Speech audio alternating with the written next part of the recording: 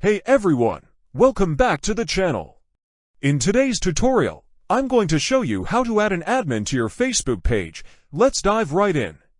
First, open your Facebook app and make sure you're switched to the page for which you want to add an admin. Then, tap your profile icon to go to your Facebook profile. Once you're on your page profile, find and tap the See Dashboard button. In the top right corner, tap the Settings icon and select Page Access on the next screen. Tap Add New next to people with Facebook access and then hit Next at the bottom. Search for the username of the person you want to add as an admin and tap on their name to select them. After selecting the person, toggle the option to give them full control. Tap the Give Access button, enter your password, and then tap Continue. Once the person accepts your invitation, they'll be an admin on your Facebook page. And that's it, you've successfully added an admin to your Facebook page. If you found this video useful, please like, subscribe, and hit the bell icon. Thanks for watching.